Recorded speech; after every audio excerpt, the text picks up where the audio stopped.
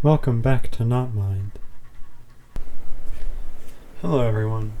Tonight I would like to share with you another tale of a lesser-known cryptid that wanders the great expanse of the American country. This cryptid dates back to the early colonial times, when Europeans were just beginning to settle down and explore the continent. Pennsylvania had just become a colony, and the explorers moved ever further westward. Many were wary of the dangers of the unknown, and out of that unknown came the legend of the hoop snake. The hoop snake is described as a large snake that can take its tail into its mouth and roll like a wheel after its prey. Once it gets close to that prey, it will unwind itself and stab its prey with a venomous horn on the end of its tail. Yep, that's it. The origin of the hoop snake seems to come from an amalgam of different accounts from many different people. I found a document written by Carl Patterson Schmidt in 1925, which seems to catalog the entirety of the first few sightings of the hoop snake.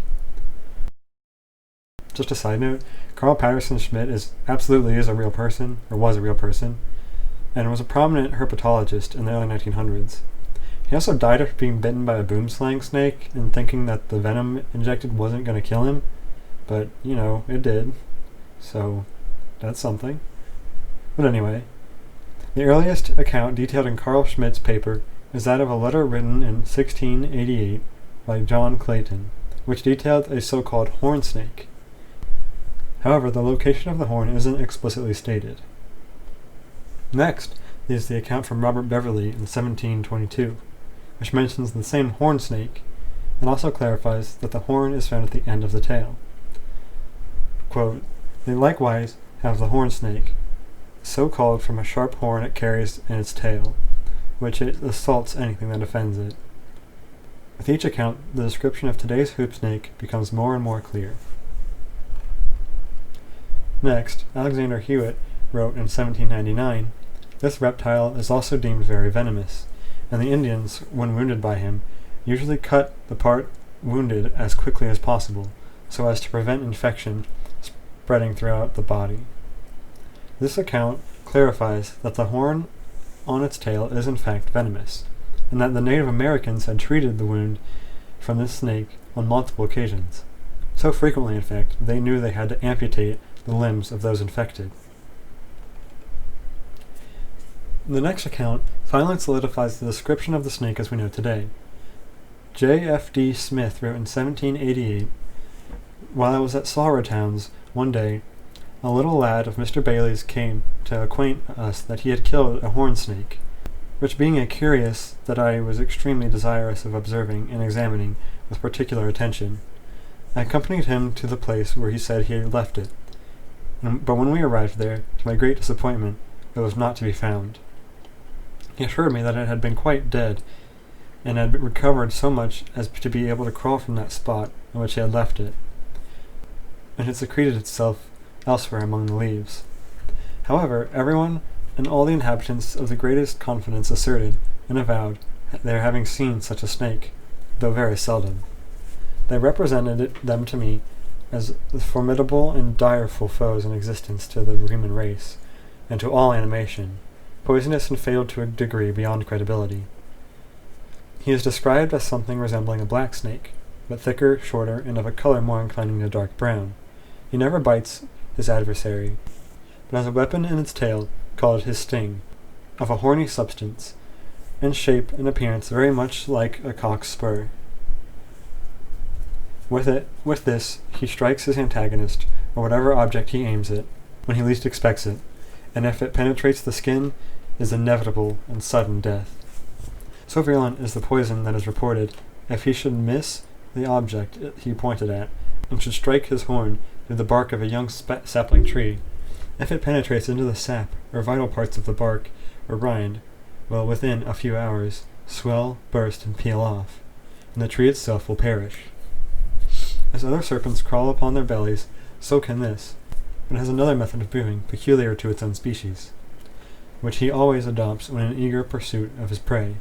He throws himself into a circle, running rapidly around, advancing like a hoop, with his tail arising, pointed towards the circle, by which he is always in the ready position of striking.